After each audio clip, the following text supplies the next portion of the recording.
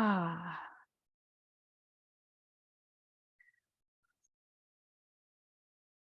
So settling down into the practice of mm, of the heart-brain coherence. Now, we've done this over and over. We've been practicing and studying this for 3 years. Those of you who have been here for 3 years. And the practice is to find the heart and the heart space. Now, you have to consider how the heart and the lungs and the circulatory system and the nervous system and the neurites of the heart and the neurites of the brain connect. And you can think of your whole upper body, and then think of the lower body as you can breathe into the belly. So this belly breathing is really important too, to extend the belly as you inhale and touch the heart with gratitude and the brain. So you're working with that breathe gratitude through the heart. I just learned something new the other day from Gregg Braden. And if you don't know his name, I'll try to remember to put it in the next email. But that at the tips of the DNA are these things called telomeres. And I've been sort of studying these telomeres for a while. They're a protective cap that erodes with stress and age. And it's one of the determinations of lifespan is how well the tips of your DNA are protected by these telomeres. And heart-brain coherence relieves the stress on your DNA. So today, while you're thinking about and you're breathing gratitude through the heart, and remember, it's gratitude, appreciation, caring, and compassion, the most powerful energetic expansions of the electromagnetic field of the heart through those 4 words. And working with that, and you can see your DNA. So imagine, because you know what DNA looks like on the microscopic level, and you know how it's structured. So seeing that and seeing the tips of the DNA and just imagining, just make up an imagination sort of image in your consciousness of DNA, and inhale and exhale with gratitude. And yes, there are disruptions, and yes, there is gratitude. And there's always something to be grateful for.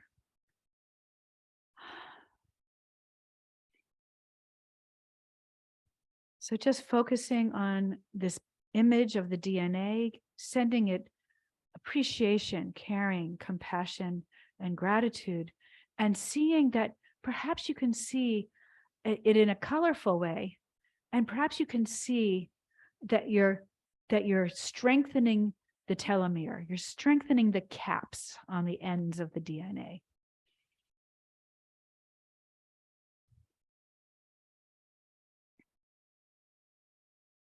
Now, the less stress we have, the more these caps don't disintegrate. At least that's the vision I have, is that they kind of wear down, or they stop protecting the ends.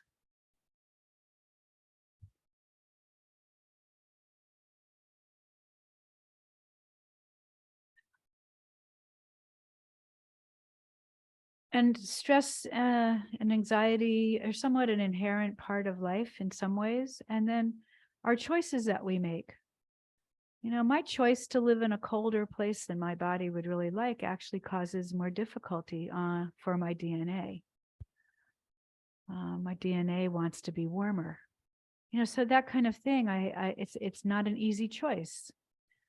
And these kind of things can change how your body reacts throughout your whole life. So you breathe gratitude for all that you can find ways that will bring you to the place of peace. And meditation will always do something. And there's hundreds of ways to meditate. And this is yoga can be a stillness meditation, or it can be a moving meditation. And everything about this practice, you can do a posture in stillness or in movement. You can do a posture in restoration or relaxation, or you can do a posture in strengthening. Demystify this practice to exactly what you need for this moment. Even the standing practice, you'll see you can make it totally relaxing. Keep breathing. The main purpose of yoga practices is to be fully present and know what that means. Full presence is being fully present in this moment with sounds and smells and the feeling of air on your skin and how your body comes to the moment. What parts of the body touch the floor and what don't. What shape the body takes. If you're feeling relaxed in that position, or you're feeling like you're holding some tension in order to be in that particular position. Allow yourself to receive and accept whatever you've chosen, and then relax with your choice. And that's part of the lesson on the mat, off the mat, relaxing with the tensions that come into our life, and that we make a choice to either keep them or let them go. And sometimes it's so deep in our consciousness, so deep in the fabric of the quantum field inside ourselves, that we have a hard time making it shift. Hence the number of ways to change the neural pathways in the brain. So we have to breathe gratitude through the heart and touch the DNA. Consider these things called telomeres. And if you haven't known about them before, consider Googling the word telomere. Breathe gratitude, fill your heart, and feel and see. Use images to make it stronger as you connect the heart and the brain. Imagine your electromagnetic field. We've been doing this long enough on this in our classes to know and feel and imagine us as electromagnetic energy. Especially we can see the rainbow and the shimmer of light that comes from the rainbow outside of our skin. You can even imagine, you've seen double rainbows. Imagine the double rainbow, because that gives us a better understanding of the 12 chakras, having a double rainbow. And consider all the different ways you can see a rainbow, and consider that as you. These are called mirror neurons. What we mirror back to ourselves is us. You are me, I am you, we are one. The rainbow is me, I am the rainbow, we are one. The sky, I am the sky, we are one. I am the ocean. The ocean is me, we are one. So the oneness understanding is this. Breathe gratitude through your heart. Appreciation for all of your aliveness. Gratitude, appreciation, caring first for yourself, appreciation for yourself, gratitude for yourself. Everything starts with you. Remembering that you also have these things called mirror neurons. They are real. It's all science. I'm a scientist. Science and spirituality cross over. They always have crossed over till the fall from grace and the rise of the patriarchy, because that's where science started, was in philosophy with, Aristotle and Socrates and all the ancient philosophers. So bring into your heart where we've come in the evolution of humanity, and know that we are always evolving as we breathe gratitude through our heart for that evolution. And sometimes the mind, the soul, can keep up with the evolution, but the physical body takes longer to change. so that's why we have this thing out there called the ascension flu, is that you may be able to expand your consciousness and work at a very high level of consciousness, but physically the body is just it's like the earth having earth changes, and the earth can't change fast enough to keep up with whatever's going on. And humans are just part of the earth. So what humans have done and caused, the changes back to, or to a new earth, are going to take time. See that change in your mind's eye. Be the change you want to see in the world. So what does that mean? We know that statement. We are the ones we've been waiting for. We know that statement. These are repeated over and over and over again. So bring fingertips together and thumbs to the heart. Breathe gratitude through the fingertips, through the heart, and feel the sunshine of the wonderful star chakras that we're working with now, the 12 stars that have evolved from the 7 spirals. Basically, the spirals are the vortexes or vortices that come from the center of the body, out the front of the body and back body.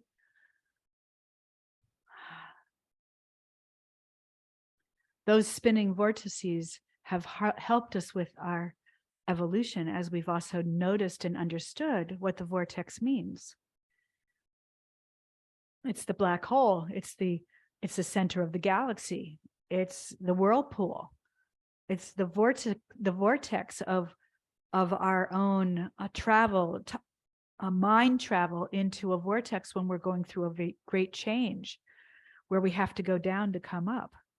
And then bring the thumbs to the third eye and go to that place of imagination, inspiration, intuition, and integration. And if you haven't taken them apart yet and found out how many sensory perceptions are within each of those words, imagination, inspiration, integration, intuition, there are loads of sensory perceptions. And if you haven't looked up sensory perceptions beyond those 5 or 6 that we kind of learned over the last 50 years, there are way more, and you are already there, because the new human has to perceive in a different way. Then tap the top of your head to remind us we're working with this image called the violet flame. Now, not everybody on the planet's working with this, but a few of you on this call have really embraced this, and you've worked with errorofpeace.com. But with this, we're really working with the expansion from the 7th chakra, using the heart and the heart-brain coherence and the power of the force up to bring us to the higher chakras.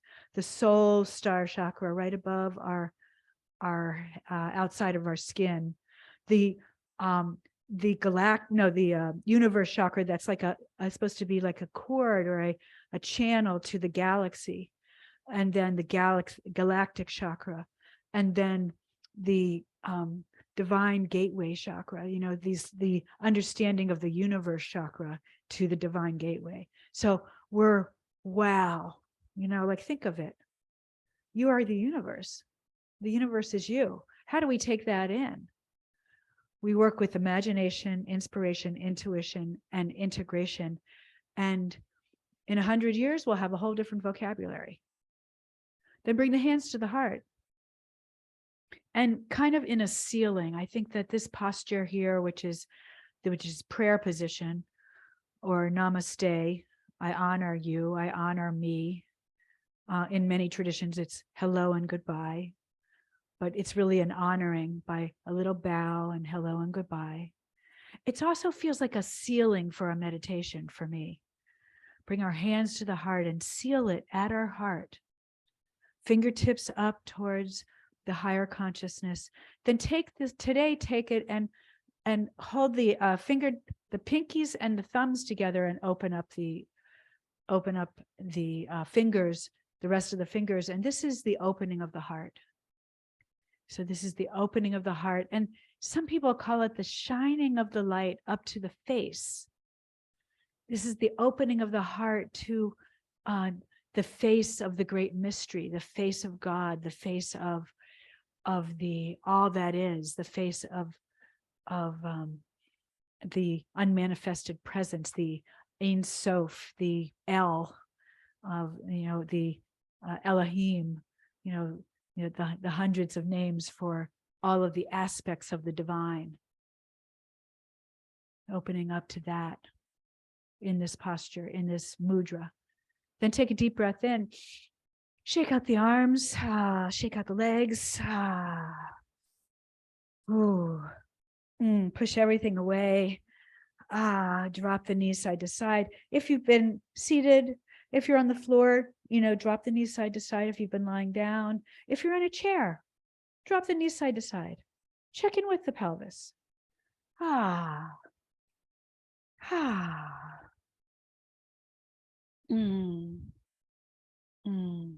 And then I am going to bring myself down first for just a few minutes, and then we're going to come up. We're going to come down to pull our knees into our chest if you haven't, and roll the knees in a circle. And hearing that, a few of us have pelvis, hips, knees, ankles, pelvis that are acting up, that, doing the little movements and the little ways to bring a little pressure into these places is helpful. And roll the ankles and the feet, and really working with the fascia as best we can is part of what we need. And then shaking it all out. So just shake arms and legs really a lot to feel the kind of loosen things and see what it's like, even at the knees and down into the lower body. And remember that lower body, including at the pelvis, it holds a lot of our tension, and it holds all the triggers. So then put the feet on the floor and drop the knees side to side again. Again, you can be in a bed for anything that we're lying down for, and you can be on a chair or on a couch if you can move your legs enough, and dropping knees side to side, then lengthening them out and reach from the heels of the hands to the heels of the feet. Hold your breath. Hold the breath and stretch. And just also check in with the rest of the body, and then pause for a moment. And just pause, hands down by your sides, palms face up. Shavasana. Then place the feet flat on the floor and rock, cerebral spinal fluid balancer. Remembering that this little practice here is sort of like a restorative practice for everything. Get down on the floor, get down on a bed, go down to come up, start again,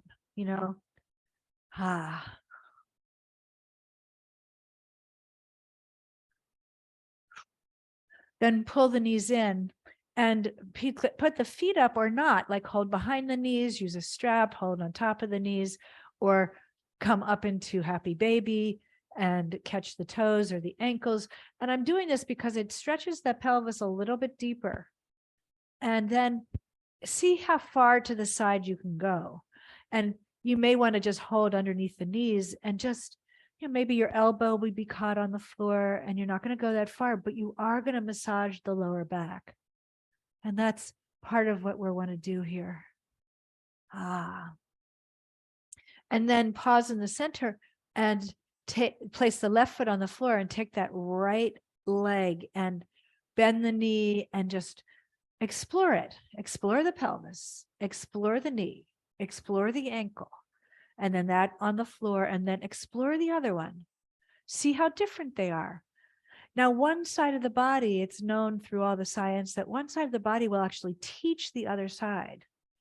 So just notice, and notice if you have something happening in a knee on one side, and then the other side is actually doing a compensation for that knee. So test it out again and see what's really going on.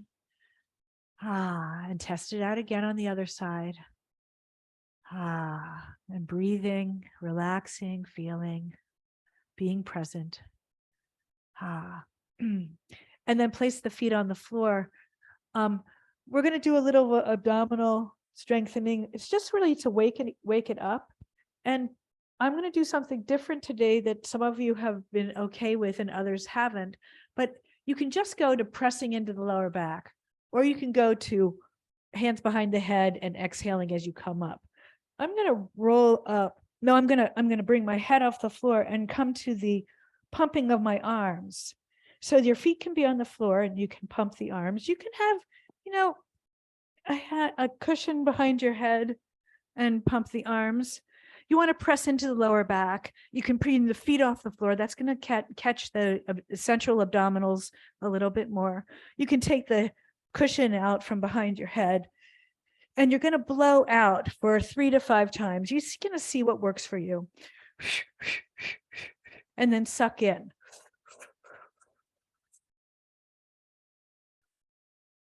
If you need support a little bit behind your head, then go a little bit, one hand behind the head, keep that right arm moving or the left arm.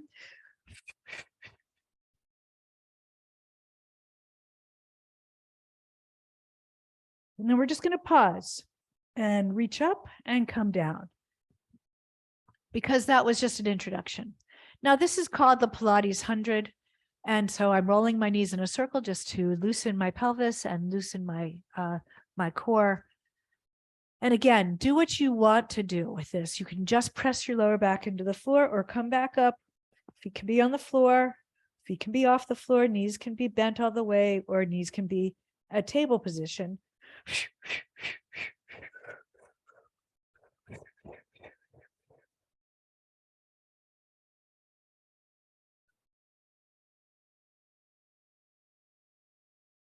And then pause for a moment, take a breath, and bring yourself down.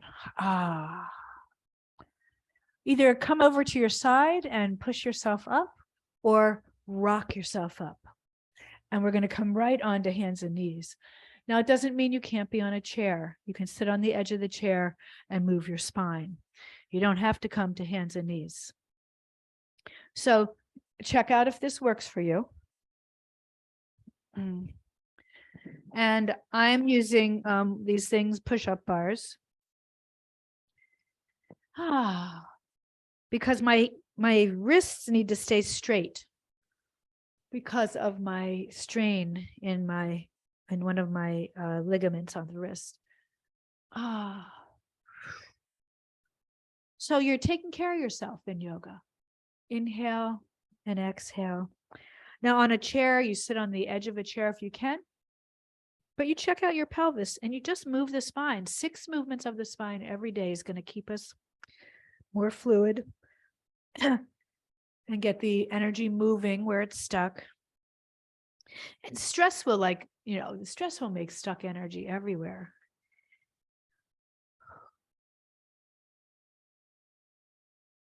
And triggers, all the things that trigger us into anxiety. And then hold for a moment. Don't hold your breath. And hold the other direction. Don't hold your breath. Take a breath.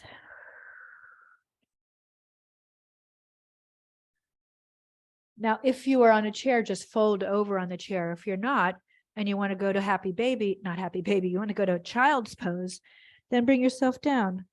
Now, remember, you're folding your knees. It's really pretty hard on the knees. So you're either widening your stance, you're using a cushion behind your knees, or you're doing puppy stretch. Puppy stretch is kind of on your elbows. Hands or a block can hold your head up. Real full puppy stretch is a back bend. You put the head on the floor, so maybe even the chin on the floor. Have you ever seen a puppy kind of with their paws out and they are kind of, wagging their tail? That's where it came from. But they're looking up at their owner. So I can't quite get down there anymore, but I can get to my thumbs holding my head up. And then stay there. You have a bunch of choices here. Stay in child or in puppy stretch, or come up. And I need to do this for my arms, and I need to do it to get a better back bend. So down and up. And so it's a vinyasa movement. Inhale, exhale, inhale, up, exhale when you get there. and back and forth.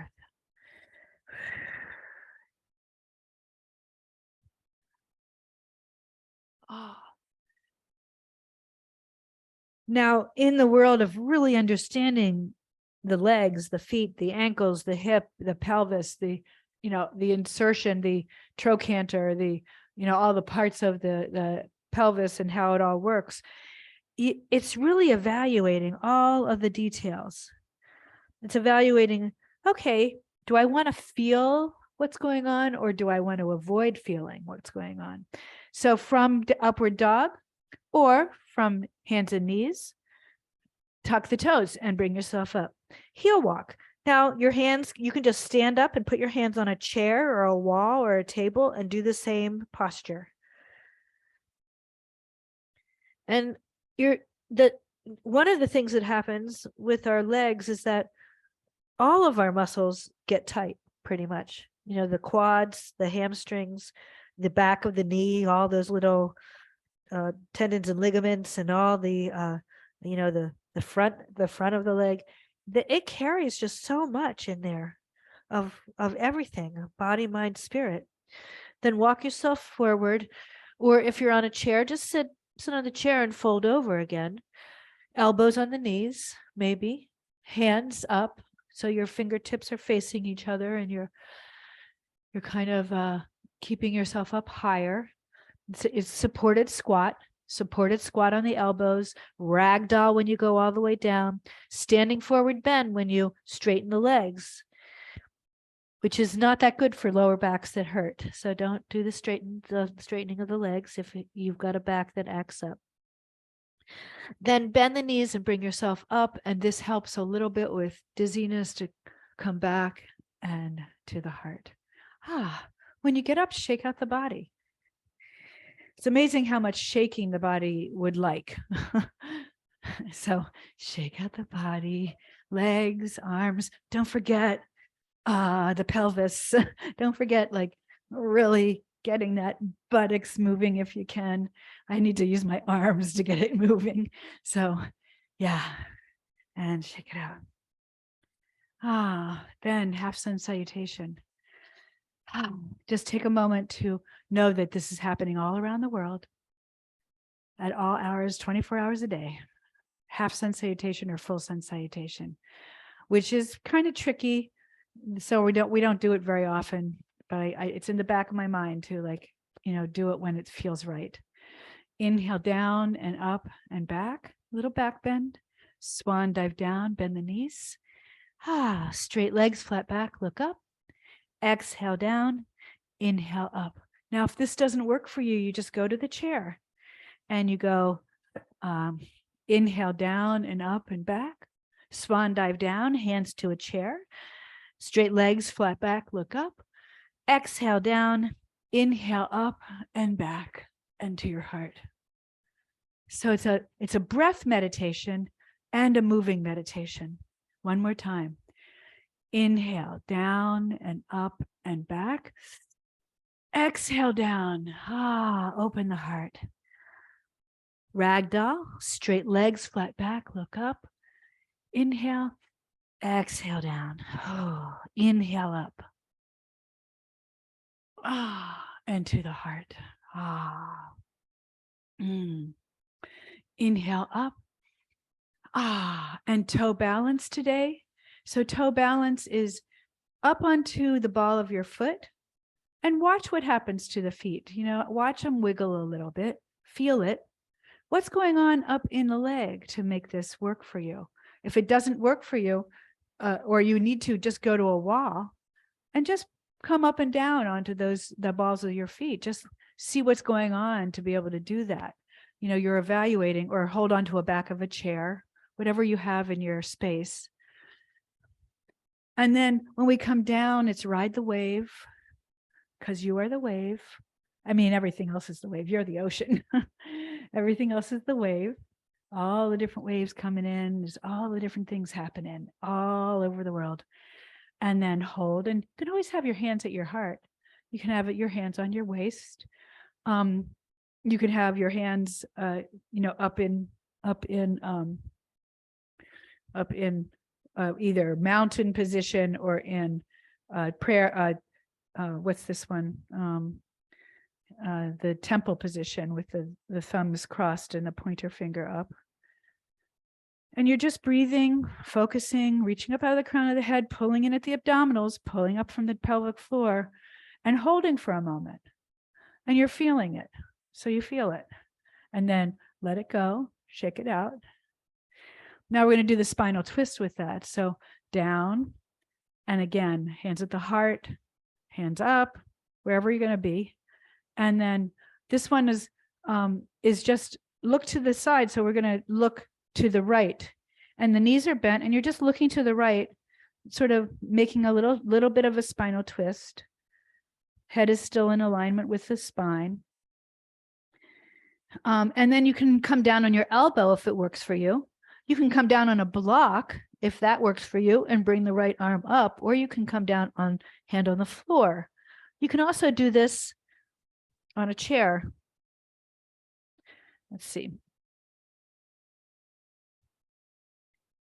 So actually that wasn't really it, but anyway, you can put your hand on a chair. So you're down and up. And then back to center, up to toe balance. Breathing. Again, you don't need to go. Don't need to have your hands up there. You can hold on to something. Up to toe balance, down to Utkatasana, or the awkward pose, or the chair pose, into a position to then look to one side, down or down. Okay, so just see what it does for you. That upper arm can also be folded behind your back, or it can be up. And then feel what's going on there, and then come up and shake it out.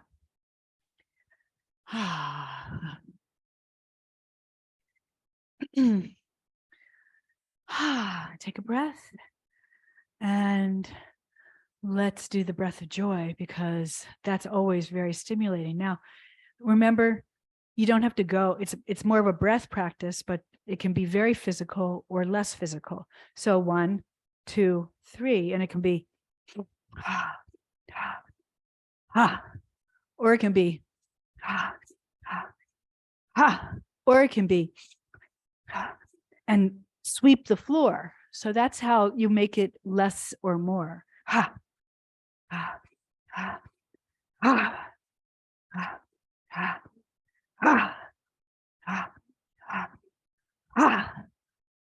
Breaths, release that 5th chakra.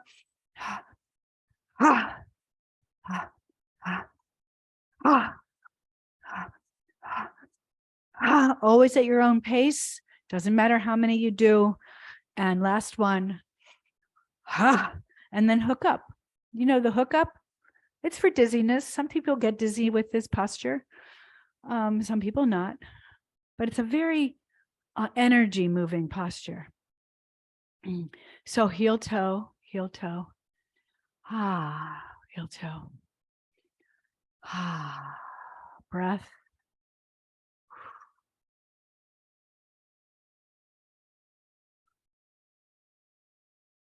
Then 5-pointed star. And again, if you're, if you need to be seated or you're in a bed, 5-pointed star, you can do it. You can put both arms out, both legs out, if your legs don't slip around, or you can have just legs wide. And then side to side. So 6 movements of the spine. This would be the side to side. And you can do it in a lot of ways. Bend your knees. For some people, that's better. You can have one hand on your waist. You can do this with your feet together, right? So really, you're matching it to your body. Or you don't have to hold on to the waist. And breathing, and then hold. So you're going to hold and feel the hold, and you may want to put a support there, and you may want to go further or not so far. You are judging, what you're going to do. You can have your hands down, or you can have your hands over your head, and it brings a lot more weight into the arms. Keep your head between the arms. See if that works for you. Remember your abdominals, because a lot of us always forget when we're standing to squeeze at the pelvic floor and connect in with those, the strength of what's keeping us up. And then up to center. Then you can just go right over to the other side. I'm going to bring my feet together. Now you might want to try this. Some people like the stability of feet all the way together. Some people go and they open up their feet, and some people like it wider. So you're going to figure out which one is right for you. I kind of like my feet together. And again, you can not put your arms all the way. Both hands can be on your waist, but you're wanting to get that side bend, side bend, side bend, side bend, and then hold. Active isolated stretching and then holding. Again, pull in. Notice what's happening. And then back, down. Shake out the legs, shake out the arms. Balancing posture. Again, you can always go to a wall. You can have the chair there too. This one is for the quad. Now we do this on the floor sometimes on our side, and we catch the ankle and pull in. But you can also put your knee on a chair. You might want a cushion on the chair if the knee is sore. But you want to check in. You want to check in with the quads, because so much happens. To the quads, the back of the hamstrings, they'll lock up when there's all sorts of things happening in the lower back or in the pelvis or in the piriformis. So we're doing this one. So this is the dancer. And again, for me, sometimes it's nice to start on the wall, and I put one finger on the wall and I focus on something not moving. And then I can play with the stretch. So I'm moving forward and back with this stretch. Again, you can always get on a bed and do this from your side, or lie down on the floor. And then if you make it that balancing posture, get really firm into that right foot, focus on a spot, and then you can let go. Maybe your knee has to be a little bent, and you're just experimenting, breathing, reaching, feeling, and allowing, and then release. Other side. Again, lots of options here. Focus. Notice the difference in the two sides. Notice if this is not something you should do, and you might want to lie down and just stretch that quad, or go to the chair and stretch the quad, and fold in and fold back, and just sort of feel what's going on there. You can catch your pants leg. You can use a strap to wrap around your ankle if your leg doesn't pull up that far, but you really want to evaluate the quads. And then down, and then shake it out. Take a deep breath in, and gratitude. Take a deep breath in, and appreciation. Take a deep breath in, caring, compassion. And close your eyes and pause for a moment with the hands at the heart as you imagine your energy field. Imagine your telomeres. Imagine your DNA. See the form of like just one strand. You can just look at maybe one double helix, and just imagine putting caps on the ends of the two intertwined pieces with all of the connections in between, all of the snips. And then let that go. As we come to towards the end of our class, I just want to do one warrior. Warrior one. This is like the part of ourself that is gonna, roll with the punches, be strong within the challenges, find the the goodness in the darkness, find a light. And step forward, other leg back. You can see that the posture itself gives you that like sometimes when I dance this posture, it's a ha breath, it's a ha, and then switch legs. Ha, ha, ha, but you're really, okay, yes, you're saying, yes, I can do this no matter what. And sometimes just doing the posture really does help. And then just to stretch the leg, I want to straighten my leg here and go forward. Feel that, just knowing that it needs a lot of stretching. Step forward, step back, feel it on the other side. And step forward. And we're partway down, so roll down the spine, go back into downward dog. Now, if you don't like this posture, remember, you can have your hands on a table, a wall, or the bottom of a chair, even a bed or a couch, or the back of a chair, everything. You're just stretching the backs of your legs. Then down on the knees and let's see, where do I want to go from here? All the way down on the elbows.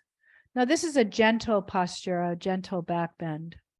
And just checking it out after doing everything that we've done. And the back bend will teach you a little bit, each one of them will teach you a little bit about how it feels there at the pelvis. The pelvis is a mystery. There's a lot there. There's a lot of the musculature, the trochanters coming into the sides of the pelvis, the sacrum there. There's a lot there. It's quite a lot. So this is a nice one. You press into the elbows and your head and neck. The whole shoulder girdle comes up and out and you look ahead. It's called the Sphinx. Spread the fingers wide and you'll be in the full posture. And we start to feel the front surface of the body, which we don't always get down on our front surface. Then lower yourself down and cerebral spinal fluid on this side. Why not?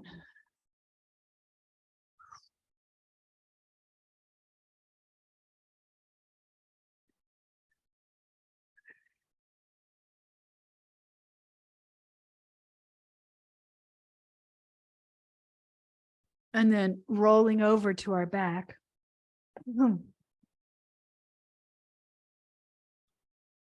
And take a pause. Take a moment to see if there's anything you want to do that we haven't done. And otherwise, decide to work with the pelvis in a slightly different way, which is really good release for the piriformis muscle, which the sciatic nerve goes through and sometimes wreaks havoc on our legs. And you put the soles of the feet together and let the legs open up. Now, if this isn't right for you, or if you want to do the restorative posture, I use the big, you sit on the floor and gather your equipment. I don't know if I can do it on this big cushion. Oh yeah, it's different, but I'm doing it on a big bolster today instead of this little bolster because it's too far away to reach. But what I like is that it opens the shoulders. It's something that is hard to get for me, is that feeling of getting the shoulder blades to come together. It's not something that it's natural through the day to open the shoulders. And it opens the chest in a way that I feel like my heart is more open. My heart chakra is more open. And so as I settle into this posture and honor what's going on in the lower body, breathing, relaxing, taking a moment to feel whatever it is you're feeling. And again, sometimes this kind of way of putting the soles of the feet together can be really good for the pelvis. And it can relax some muscles of the piriformis and also the some of the other muscles that hold us up, and therefore it they re-educate to be relaxed, and they need the rest. They've held us for too long.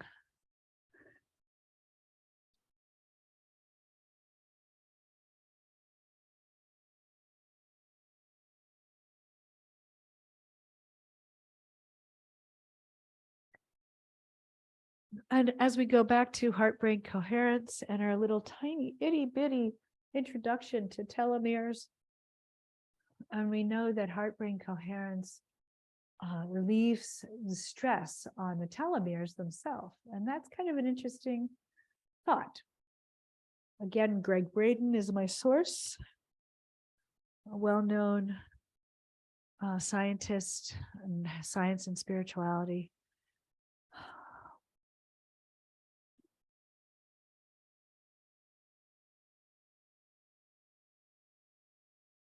You can also come to a neutral posture if it's better for you, just Shavasana.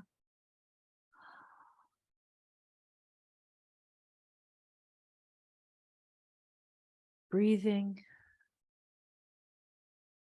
gratitude, filling the heart with gratitude, filling the brain, and then seeing if you can imagine the light outside your body, the shimmer, the electromagnetic field, the rainbow shining and coming together. Just make this image in your consciousness. Then imagine the new human with 12 solar chakras. 12, what they say, are the lost strands of DNA, and 12 aspects of deity. The number 12 is up. And there's others that I can't remember right now, but there are these 12, the number 12, and it all is related to the physical manifestation of the change to the fifth dimensional or fifth vibrational level of awareness, which is the ascension to this other vibration.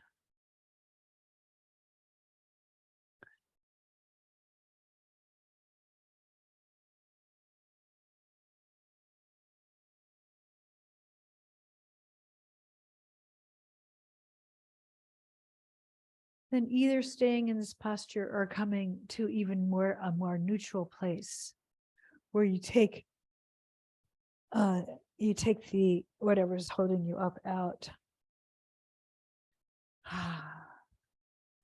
I come into constructive rest for this, which is feet wider than the knees. And just see if that works for you. See if it feels better than extending your legs or putting your legs over a bolster, your knees folded over a bolster.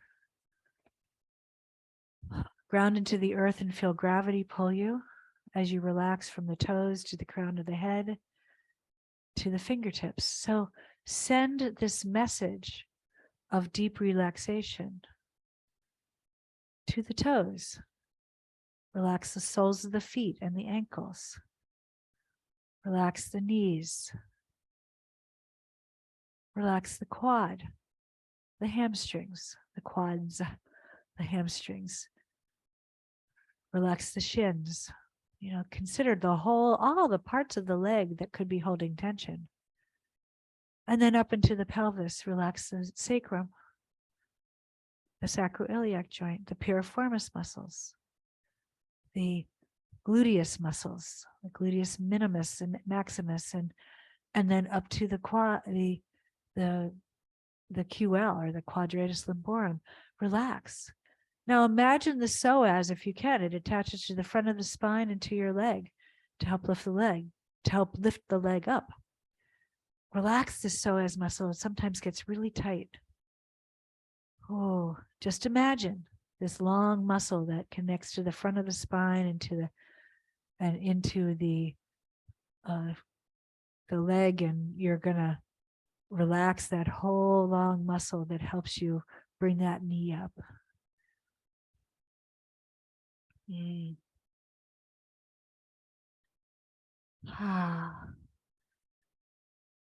Relax the abdominals, no reason to engage them right now.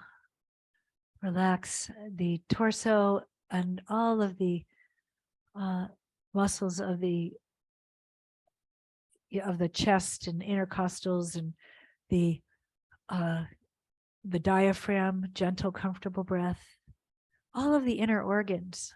Just see if you can imagine them all relaxing. And then imagine the shoulder girdle and everything up there above the heart, everything's relaxing. Feeling gravity, get heavy. Allow your body to feel its heaviness.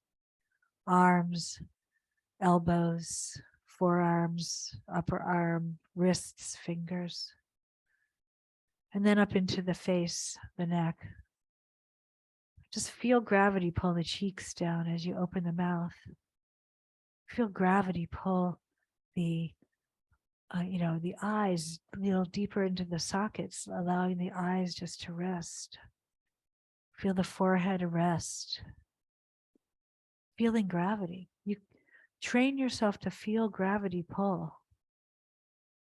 Gravity is part of the equation of the quantum field. So now you're allowing yourself a little bit more to float in the fabric of space-time, in the fabric of the quantum field. And you can imagine the fabric inside of your body of the interstitium or the fascia. Imagine that all learning to float and learning to respond to gravity, allowing yourself at a deeper level to relax the fascia. Then bring the hands to the heart. And you'll see it takes a little using of the muscles of the arms, and your hands come to your heart. And we have a blessing for the whole earth. May we have peace, and may what we do here go out onto the world and make more peace. Peace, shalom, salam, pak shanti, pache, mir, malohia, frieden, hung song. We hold in our hearts all those who suffer and send out a blessing for peace to surround them even in their suffering. May they have a practice that helps them get through their hard time.